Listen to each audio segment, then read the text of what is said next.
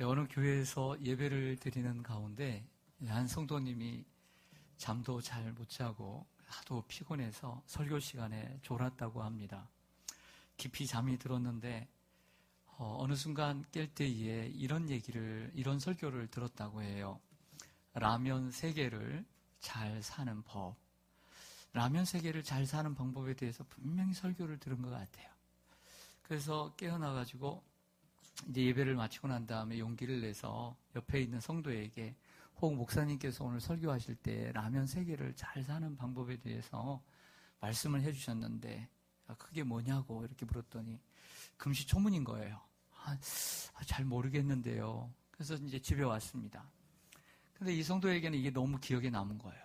그래서 월요일 날 홈페이지에 들어가서 인터넷 방송 그 목사님 설교 녹화한 것을 30분을 자세히 들었어요. 언제 이야기가 나오나. 라면 3개를 어떻게 하면 잘 살까. 그래서 계속 들었는데 역시나 졸다가 잘못 들은 거예요. 라면 3개를 잘 사는 방법이 아니라 남은 생애를 잘 사는 방법이었어요. 남은 생애를 잘 살아야 되는데 오늘 피곤하시겠지만 명절 앞두고 어떤 분은 라면 3개로 들을 수도 있다. 그렇게 듣지 마시고 남은 생애로 듣는 여러분들 되시기를 소망합니다. 페르시아의 술 맡은 관원이었던 느헤미야는 그의 형제 하나니가 들려준 고국의 참담한 현실을 듣고 앉아서 울며 수일 동안 슬퍼하고 금식하며 기도를 했습니다. 시대의 아픔에 공감하고 그리고 그 아픔에 동참했던 느헤미야에 대해서 2주 전에 첫 시간을 함께 가졌습니다. 느헤미야는 기도하는데 생각보다 많은 시간을 들였습니다. 형제 하나님에게 예루살렘에 대한 소식을 들었을 때 지난 느헤미야 1장 1절을 보면 페르시아의 아닥사스다 왕 제20년 기슬로월 이렇게 되어 있습니다. 오늘 2장 1절을 보면 때가 언제냐면 아닥사스다 왕 제20년 니산월 이렇게 되어 있습니다. 자, 이것은 유대 원력 가운데 12개의 달인데 우리의 태양력과 다릅니다. 그래서 11월에서 오늘 니산월은 3월입니다. 결과적으로 그 소식을 들은 때로부터 무려 몇 개월이 지났냐면 4개월이 지난 때가 되었던 것이죠. 장장 4개월 동안 이 고국에 대한 아픔의 문제를 가지고 기도해 왔던 것을 보게 됩니다. 기도의 제목은 무엇이었는가? 1장에 나와 있지만 그것을 한 구절이 함축해 놓고 있습니다. 한번 보시죠. 화면을 봅니다. 느헤미야 1장 11절 내 주여 구하오니 귀를 기울이사 종의 기도와 주의 이름을 경외하기를 기뻐하는 종들의 기도를 들으시고 오늘 종이 형통하여 이 사람들 앞에서 은혜를 입게 하옵소서 하였더니 그때 내가 왕의 술 관원이 되었느니라. 키워드는 뭐냐면 내가 형통케 되어서 이 아닥사스다 왕에게 은혜를 입어서 돌아가 무너진 예루살렘 성벽을 건축하게 해달라는 기도였던 것이죠. 느헤미야는 예루살렘으로 돌아가 성벽을 재건하기를 원했고 이를 위해서 왕에게 신임을 받고 또 왕에게 인정을 받아서 그 허락을 맡아서 돌아가는 일만이 유일한 길이다라고 생각을 했던 것입니다. 그러나 자신의 힘으로 어떻게 왕의 마음을 움직일 수 있겠습니까? 왕의 마음은 우리에게 있는 것이 아니라 하나님의 손에 있는 줄로 믿습니다. 그래서 잠언 21장 1절은 이렇게 말합니다. 같이 한번 읽습니다. 시작. 왕의 마음이 여호와의 손에 있음이 마치 봇물과 같아서 그가 임으로 인도하시느니라.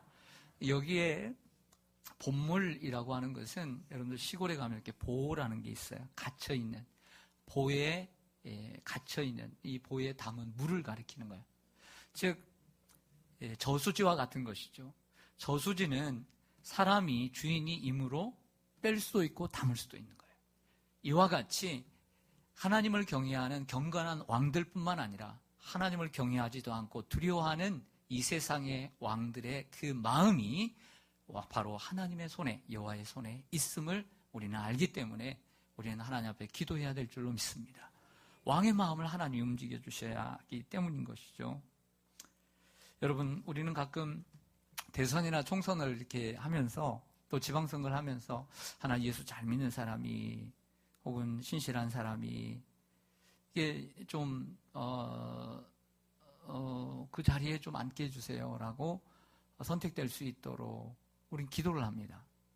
여러분, 그런데 저는 그런 기도를 이렇게 해야 되지만 그렇게 목숨 걸고 하진 않습니다. 그 이유는 역대 우리나라 대통령 가운데 장로님이 3분이었습니다. 이승만 장로님, 그리고 또 김영삼 장로님, 이명박 장로님.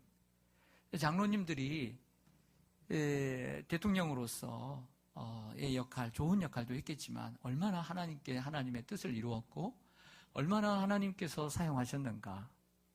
여러분, 그렇게 큰 문제 되지 않습니다. 여러분, 요셉이 섬겼던 왕은 애굽의 바로 왕이었습니다. 그래도 하나님의 역사는 움직여가는 거예요. 오늘 느헤미야가 섬긴 왕은 페르시아의 아닥사스 왕입니다. 하나님의 계획은 움직여가는 것이죠. 여러분, 다니엘 시대 때의 왕은 느부갓네살 왕과 다리오 왕과 수많은 왕들이었어요. 그 지도자의 역할이 크긴 하지만 그 사람이 하나님을 안 믿어도 저는 된다고 생각해요. 왜? 역사는 하나님이 주관하시니까. 제가 군대에 있을 때 대대 군종을 하는데 대대에 교회가 있어요. 가로등 교회가 있는데 불교 대대장이에요. 저는 더 좋아요. 더 좋아. 눈치 안 보고요. 교회 안 와도 좋아요. 불교를 다니다 보니까 불교 대대장이다 보니까 더 반대를 안 해요. 다른 종교를 타 종교를 방해했다가는 더 큰일 나는 거예요. 그게. 괜히 열심히 도와주다가 그 사람이 흠이 잡히면 교회는 나오되 속으로는 병사들이 욕해요. 거울이 되지 않으면. 그래서 제가 느낀 건 뭐냐면 지도자들이 꼭 하나님 믿지 않아도 돼요. 하나님 믿고 더 욕먹으면 큰일 나요. 더 나쁜 거예요. 그러므로 중요한 것은 하나님은 그 지도자를 사용하시지만 그 지도자의 마음대로 사용하는 것이 아니라 이 모든 세상의 역사와 그리고 세상의 주권은 하나님께 있는 거예요. 할렐루야. 예수 안 믿는 사람도 얼마든지 정직할 수 있고 얼마든지 성실하게 할 수 있어요. 그러나 중요한 것은 하나님께서 그들을 움직여 가신다는 거예요. 우리가 기도하고 또 기도의 응답을 받을 때 유의해야 할 점이 있습니다. 잠언 19장 2절을 좀 보시죠. 지식 없는 소원은 선하지 못하다. 소원은 기도입니다. 기도를 할 때 지식 없는 소원을 알아지 마세요. 샤머니즘적인 기도를 하지 마세요. 하나님을 바르게 알고 그리고 내가 구할 때 하나님이 기뻐하시는 바른 기도를 해야 되고 그리고 하나님이 주시는 지혜를 가지고 기도해야 될 줄로 믿습니다. 그리고 발이 급한 사람은 잘못 가느니라. 우리가 너무 급하면 발이 가면 넘어지기 쉬워요. 실수하기 쉽고. 하나님의 응답은 급하게 이루어지는 것이 아니라 하나님의 시간, 하나님의 타이밍에 이루어지는 줄로 믿습니다. 기도의 응답을, 기도를 해놓고 기도의 응답을 내가 만들어 가려고 하면 돼요. 인위적으로 내가 계획하면 안 돼요. 하나님께서 이루어지는 그때 하나님의 타이밍을 우리가 맞춰야 할 줄로 믿습니다. 예를 들어서 모세는 애굽에 고통받는 이스라엘 백성들 점점 깊어가는 고통을 바라보면서 마음 아파했습니다. 그가 애굽의 왕자였지만 어머니가 누구고 어머니의 젖을 먹으면서 자기의 민족이 히브리 민족이고 내가 하나님의 백성이라는 걸 알았습니다. 그런데 그 동족들이 노예 생활을 하면서 고통받는 모습을 보면서 느헤미야 같은 마음을 가졌습니다. 그들의 고난에 공감하고 동참하고자 했습니다. 하지만 그 민족을 구원하는 일에 자기 열정이 앞섰어요. 자기의 생각이 앞섰어요. 하나님의 시간표를 맞추지 않았어요. 그래서 40살의 나이에 결국엔 자신의 힘으로 민족을 구원하려 하다가 결국에는 애굽 사람을 죽이고 도망자의 신세가 되어 미디안 광야로 도망쳐버렸어요. 하나님의 기도의 응답이란 내가 이루는 것이 아니라 하나님의 시간표에 맞춰야 할 줄로 믿습니다. 하나님의 시간을 기다린 요셉이나 다윗을 보십시오. 요셉이 그 수많은 고난을 당하면서도 하나님의 때를 기다렸고 다윗도 도망자의 인생 가운데 하나님의 시간표, 사울을 얼마든지 죽일 수 있는 자신의 힘과 자신의 지혜와 자신의 지식과 자신의 어떤 완력으로, 자신의 계획으로 얼른 빨리 왕이 될 수 있는 길이 있었지만 그 길로 갔다가는 멸망하는 왕, 실패하는 왕이 되었을 것입니다. 하지만 하나님의 때를 기다렸더니 하나님이 그를 세우시고 인도해 주신 줄로 믿습니다. 그들은 하나님보다 앞서가는 일이 없었습니다. 하나님은 절대로 서두르지 않으십니다. 사람들 중에는 가끔 서두르는 분들이 있습니다. 하나님의 뜻을 기다리지 않는 분들이 있습니다. 그러면 안 됩니다. 하나님의 뜻을 기다리시기를 축원합니다. 그래도 절대 늦지 않을 줄로 믿습니다. 느헤미야도 하나님의 시간을 4개월 동안을 기다렸어요. 4개월 동안. 더 나아가서 느헤미야가 4개월을 기다리는 동안에 어떻게 생활했는지를 생각해 보고자 해요. 슬펐습니다. 눈물을 흘렸습니다. 기도했습니다. 금식했습니다. 마음은 무겁습니다. 그 4개월 동안 늘 얼굴에 수심이 가득했을까요? 마음은 무겁지만 그는 늘 밝았고 즐거웠습니다. 오늘 2장 1절에 보면 기슬롤이 아니라 그 니사놀에 이렇게 얘기합니다. 내가 왕 앞에서 수심이 없었더니. 이 말은 4개월 이전이 아니라 그 전뿐만 아니라 최근까지, 바로 어제까지도 얘기를 하는 것입니다. 비록 금식을 하지만 왕 앞에서 수심이 없이 즐겁고 기쁘게 밝게 섬겼다라고 하는 것이죠. 리더는 자신의 감정을 쉽게 드러내지 않습니다. 그리고 자신의 일에 최선을 다합니다. 보통 우리 같으면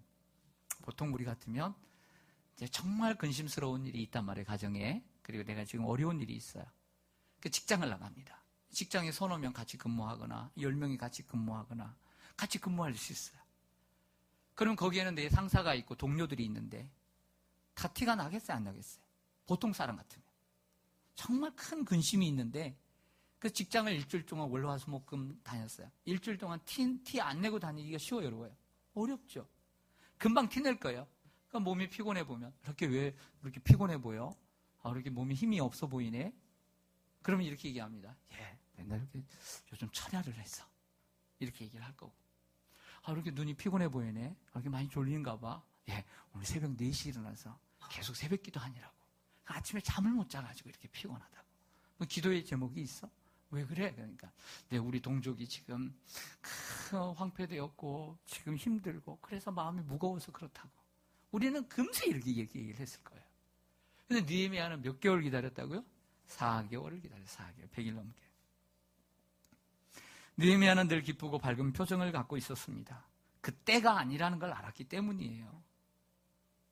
우리 예수님은 마태복음 6장에서 산상설교에서 금식과 기도에 대한 말씀을 해주십니다. 그리고 금식과 기도를 하면서 이런 태도를 늘 견지하라고 말하죠. 화면을 보시죠. 금식할 때에 너희는 외식하는 자들과 같이 슬픈 기색을 보이지 말라. 그들은 금식하는 것을 사람에게 보이려고 얼굴을 흉하게 하느니라. 내가 진실로 너희에게 이르노니 그들은 자기 상을 이미 받았느니라. 너는 금식할 때에 머리에 기름을 바르고 얼굴을 씻으라. 이는 금식하는 자로 사람에게 보이지 않고 오직 은밀한 중에 계신 내 아버지께 보이게 하려 함이라. 은밀한 중에 보시는 내 아버지께서 갚으시리라. 아멘. 기도는 이런 거라는 거죠. 예수님의 말씀에 의하면 더 기름 바르고 더 화장하고 더 멋지게 하고 다니라는 거예요. 금식한다고 또 새벽 기도한다고 꾀죄죄 하고 다니고 화장도 안 하고 다니고 뭔 일이 있는 것처럼 다니고 그러지 말라는 거예요. 더 열심히. 제가 옛날에 어떤 부역장님 보니까 하여튼 제 얘기를 들었는데 매일 금식을 한다는 거예요. 하루에 한두 끼씩. 그런데 얼마나 열정적인지. 그때 저희 형수님이 그러더라고요. 우리 구역장님이 계속 금식을 하신다. 근데 조금 더 티를 안 내요. 여러분 금식한다고 설거지 안 하고 금식 안 한다고 밥 안 해주고 금식한다고 청소 안 하고 그러면 되겠습니까? 그럼 금식하지 마세요. 그거. 하나님 기뻐하시는 금식이 아니에요. 금식한다고 직장 안 나가고 그러면 되겠습니까? 금식한다고 공부 안 하고 그럼 뭘 하고 합니까? 여러분 우리가 죄를 할 때 내색하지 않고 우리의 일에 열심히 해야 될 줄 믿습니다.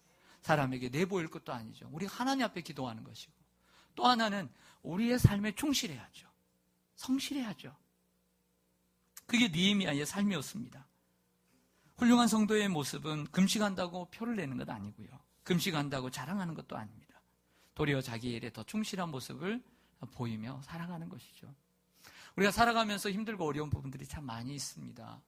네, 어렵지만 우리가 하나님을 바라보는 것 얼마나 중요한지 몰라요. 예를 들어서 그 요셉을 한번 생각해 보세요. 창세기 요셉을 보면 하나님께서 요셉을 17살부터 30살까지 이 고난의 터널을 한 3개 정도를 통과하게 하신 것 같아요. 첫 번째는 형제들로 인한 미움의 터널을 통과합니다.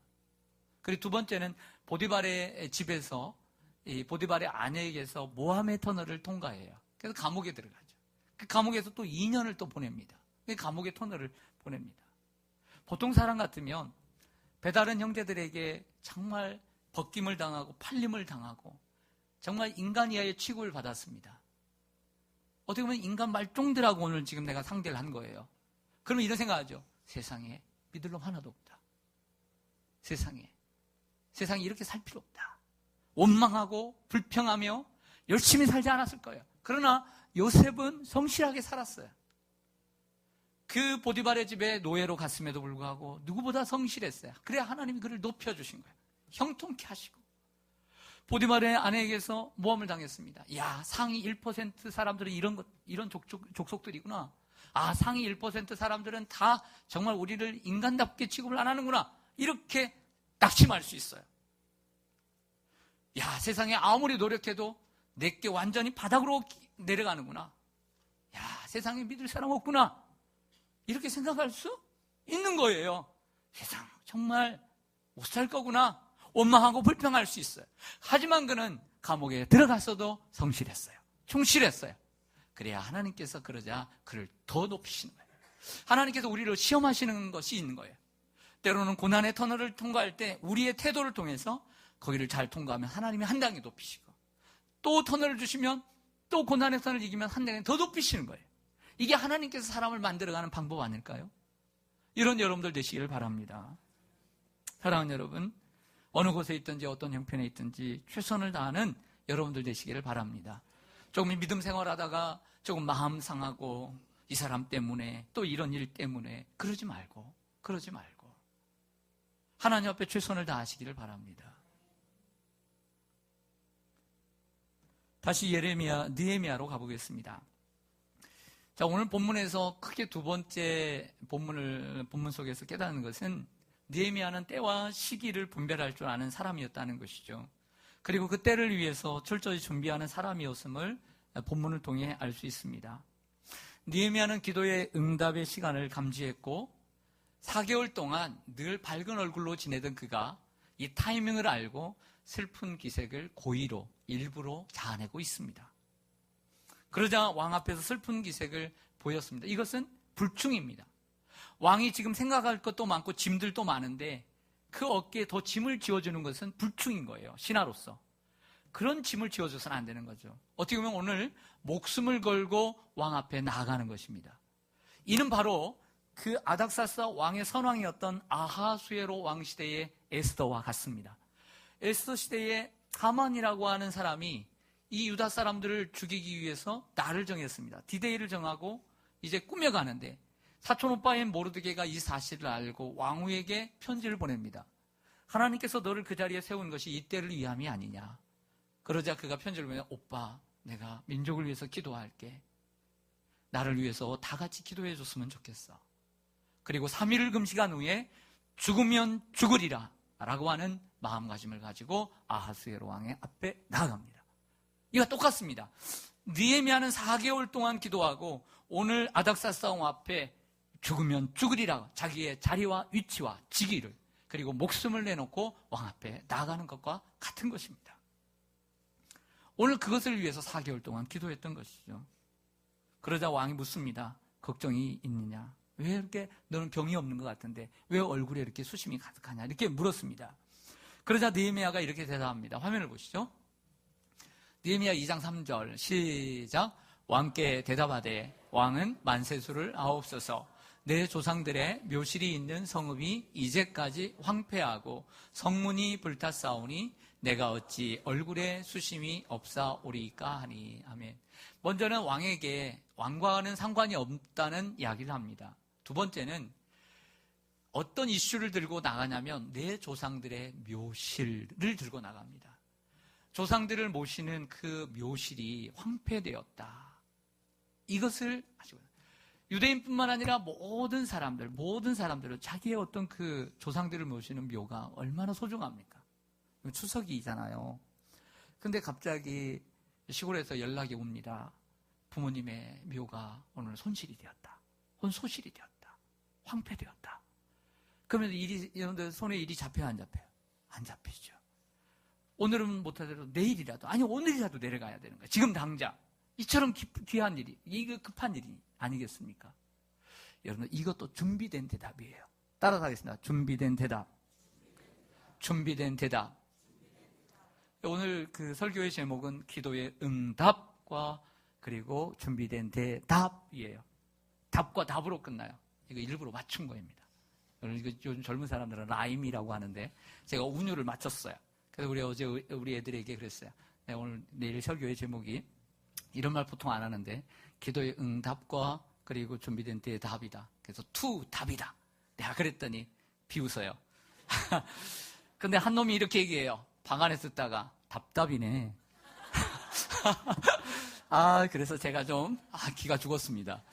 야, 너는 너무 저차원적으로 생각한다. 아빠는 좀 고차원적으로 생각했는데 너는 방 안에서 답답이라고 듣냐. 나는 힘들게 정했는데. 여러분, 그러나 제가 그냥 대답을 정한 게 아니고요. 이 제목을 정하는 게 아니라 오늘 본문에 가장 알맞는 제목을 정하려고 노력을 하는 거예요. 기도의 응답이 있잖아요. 근데 그 기도의 응답을 아닥사스 왕 앞에 준비된 대답으로서 해결해 가는 거예요. 오늘 본문은 아닥사스 왕과 그리고 이 느헤미야의 대화잖아요. 대화. 왕은 어려워요, 안 어려워요? 어려워요. 여러분, 어려워요. 어려운 사람 앞에 대답하는 건 쉬운 일이 아니에요. 대답하는 게 쉬운 일이 아니에요. 말하는 게. 송유군이라고 하는 인천에서 태어난 천재가 있어요. 올해 22이에요. 초등학교도 들어가기 전에 대학을 들어갔어요. UST라고 하는 한국과학기술연합대학원 대학교 UST 박사 과정을 통과를 했어요.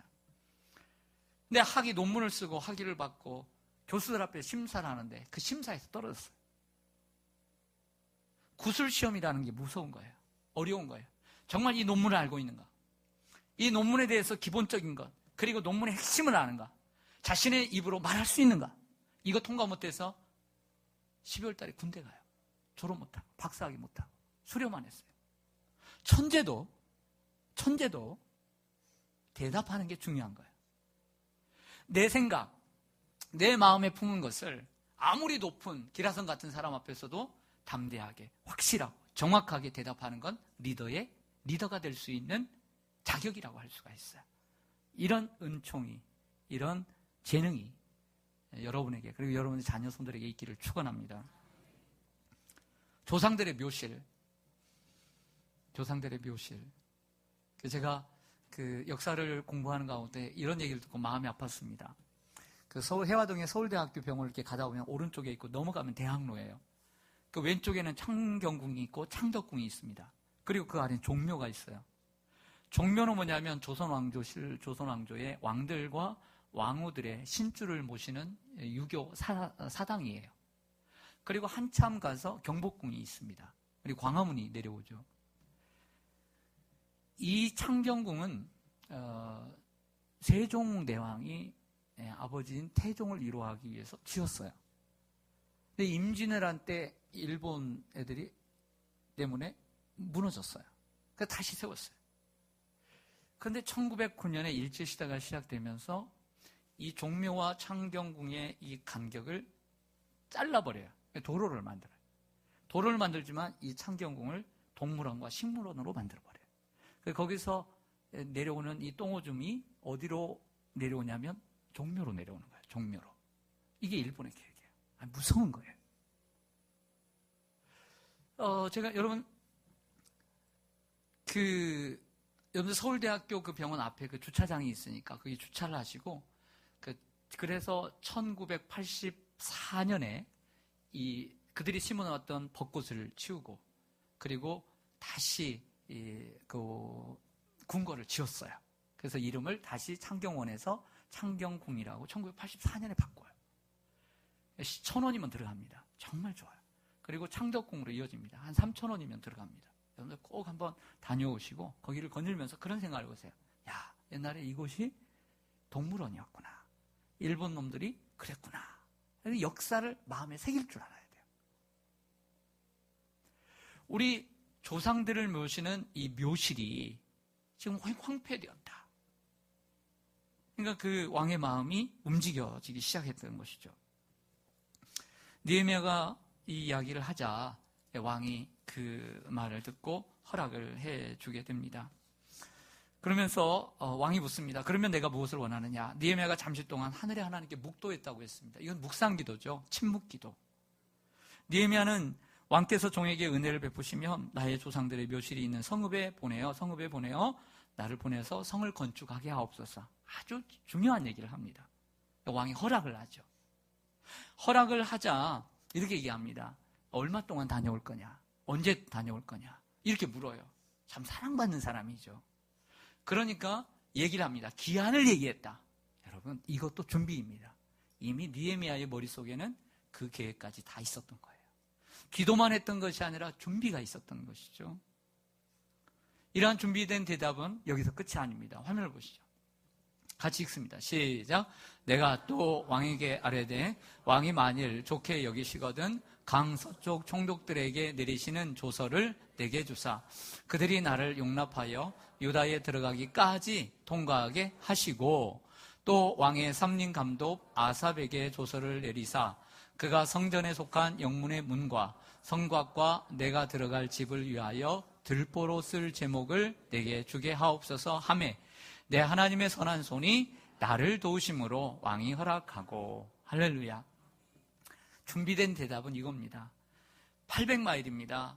여기 수상궁에서 예루살렘까지 1300km. 페르시아 왕이 다스리지만 각 나라를 이렇게 찢어서 총독을 세웠습니다. 국경들이 있습니다. 그 국경을 통과할 수 있는 조서를, 통행증을 달라는 거예요. 준비죠, 준비. 그뿐만 아니라 그 성곽을 성벽을 세울 제목을 어느 곳에서나 채취할 수 있도록 산림청장 아삽에게 조서를, 허가증을 받는 거예요. 준비죠, 준비. 준비된 대답. 미국의 사상가 에머스는 이런 말을 했습니다. 기회가 없음을 두려워하지 말고 준비가 되어 있지 않음을 두려워하라. 기회를 기다리기 전에 철저한 준비가 먼저임을 보여줍니다. 준비한 만큼 산다는 말이 있습니다. 준비한 것을 넘어서기를 바라는 마음은 욕심입니다. 준비하는 사람에게는 반드시 기회가 올 줄로 믿습니다. 말씀 좀 보겠습니다. 잠언서 16장 9절 잘 아는 말씀입니다. 시작. 사람이 마음으로 자기의 길을 계획할지라도 그의 걸음을 인도하시는 이는 여호와시니라. 아멘. 자, 이 말씀을 좀 잘못 해석하면 안 될 것 같아요. 사람이 자기의 길을 계획한다, 마음으로. 그런데 하나님이 인도하신다. 이 말은 아무리 사람이 일을 계획해도 자신의 뜻대로 되지 않는다. 이렇게 해석하면 안 돼요. 이렇게 해석할 수도 있겠지만 오늘 본문 속에서는 이렇게 해석해야 돼요. 사람이 뭔가를 계획하고 준비하는, 그리고 계획하고 준비하는 자를 하나님이 사랑하시고 하나님이 인도하시고 하나님이 도우신다는 거예요. 생각은 사람은 계획하고 노력하지만 그 결정은 하나님이 하신다는 거예요. 이렇게 해석을 해야 돼요. 할렐루야. 준비하는 자를 하나님은 사랑하세요. 축복해 주시기를 원하고 인도해 주실 줄로 믿습니다. 여러분, 느헤미야의 당돌한 요청을 들은 아삭사스다 왕은 허락을 해줄 뿐만 아니라 덤으로의 축복을 해줘요. 그 다음 구절을 보면 구하지도 않은 군대 장관과 마병을 보내 느헤미야를 안전하게 그 먼 거리를 호위하게 합니다. 할렐루야. 만약 하나님처럼 느껴지지 않아요? 하나님은 아니지만 하나님을 대신한 왕으로서의 허락인 거죠. 먼저 그의 나라와 그의 의를 구하라. 그리하면 이 모든 것을 너에게 더하시리라. 역사적으로 좀 더 넓게 보면 오늘의 이 상황은 더욱더 기적적인 사건입니다. 14년 전에 2차 포로 귀환했던 에스라, 그 에스라가 1800여 명을 데리고 귀환을 해서 개혁을 하고 무너진 성벽도 재건하려고 합니다. 에스라 4장을 보면 이때 당시에 성벽을 재건하려 할 때 반대파 사람들이 먼저 선수를 쳐서 왕에게 편지를 보냅니다. 편지를 보내서 거짓말로 에스라를 험담을 하죠. 그러자 왕이 뭐라고 제소를 내냐면 그 에스라에게 그 성벽 재건을 중단하라고, 공사를 중단하라고 지시했던 사람이 누구냐면 아닥사스다 왕이에요. 전적이 있던 사람이에요. 한번 반대했던 사람이에요. 그런데 이런 사람이 오늘은 반대가 아니라 철저한 후원자가 되고 있다는 것, 하나님이 함께 하시는 줄 믿습니다. 하나님이 이렇게 일하시는 거예요. 이게 하나님의 은혜라는 거죠. 느헤미야의 고백처럼 하나님의 선한 손이 도우셨다는 것이죠. 여러분, 믿음이란, 야고보서를 통해서 우리가 강의를 통해서 말씀드린 것처럼 믿음이란 드러나야 합니다. 믿음은 기도만 하는 것이 아니라 준비와 계획을 포함한 단어예요. 실천을 포함한 단어예요. 특별히 추석 명절을 맞는 주일에 여러분들에게 드리고 싶은 말씀 드리고 마치겠습니다. 화면을 보시죠. 베드로전서 3장 15절, 너희 마음에 그리스도를 주로 삼아 거룩하게 하고 너희 속에 있는 소망에 관한 이유를 묻는 자, 가족들에게 대답할 것을 항상 준비하되. 따라하겠습니다. 대답할 것을 항상 준비하되 온유와 두려움으로 하고. 왜 교회를 다니느냐, 하나님을 왜 믿느냐, 11조를 드린 다음에 왜 드리느냐, 이렇게 얘기할 때 여러분 대답할 것을 준비하는 게 필요해요. 자녀가 해외여행을 가려고 합니다. 수백만 원 드는데 일반 얘기를 한번 들어보려고 합니다. 그래서 코치코치 캐물었습니다. 어디를 갈 거냐, 며칠 갈 거냐, 누구랑 갈 거냐, 어디서 살 거냐, 뭐 할 거냐, 목적이 뭐냐. 대답을 못해. 돈은 있느냐? 못해. 보내야 되겠어요? 안 보내야 되겠어요? 안 보내야죠. 근데 대답을 너무 잘해. 준비가 철저해. 보내야 되겠어요? 안 보내야 되겠어요? 마음은 처음에는 안 보내겠다 했는데 대답을 이렇게 물어보니까 너무 준비를 잘했어. 설득 당해야 안 당해요? 당하죠. 아들이 사업을 하려고 그래. 요즘 그 어려운 사업을. 예, 직장이나 다녀라 그렇게 말하고 싶었어. 근데 한번 들어보자 해서 한번 들어봤더니 막 이렇게 준비를 해왔어요. 너무나 대답을 잘해. 제 말을 잘해도 허당인 경우도 있잖아요. 근데 경험이 있으니까. 근데 너무 실속이 있어. 도와주고 싶죠. 우리 청년부에서 선교여행을 가자고 그래요. 캄보디아로. 만약 그랬다고 하면 묻겠죠. 경비는 어떻게 할 거냐. 그렇겠죠? 우리 장로님들이 다 보내주려고 하겠지만 그래도 저는 꼼꼼히 그래서 다 묻습니다. 그래서 그러면 가는 목적이 뭐냐? 가서 뭐 할 거냐? 근데 준비를 너무 잘해왔어요. 자기들이 알아서 돈도 자기가 경비 준비하고 그런데요. 너무 이뻐서 우리 장로님들하고 상의해서 후원금을 주겠어요, 안 주겠어요? 후원금을 주죠. 근데 준비도 하나도 없어. 그냥 가겠대. 보내야 되겠어요, 안 보내야 되겠어요? 안 보내야죠. 마찬가지로 우리가 하나님 앞에 소원이 있어요. 그게 내 일이든 민족의 일이든 교회 일이든 그냥 기도만 하는 것이 아니라 철저하게 준비하고 정말 하나님 앞에 간절히 기도하고 준비를 했어. 하나님께서 허락하시겠어요? 안 하시겠어요? 허락하시죠. 하나님의 축복은 그렇게 받는 거예요. 준비된 자에게 하나님의 축복이 있는 줄로 믿습니다. 열심히 기도하시고 준비하셔서 하나님의 축복을 받는 느헤미야 같은 분들이 되시기를 간절히 소망합니다. 기도하겠습니다.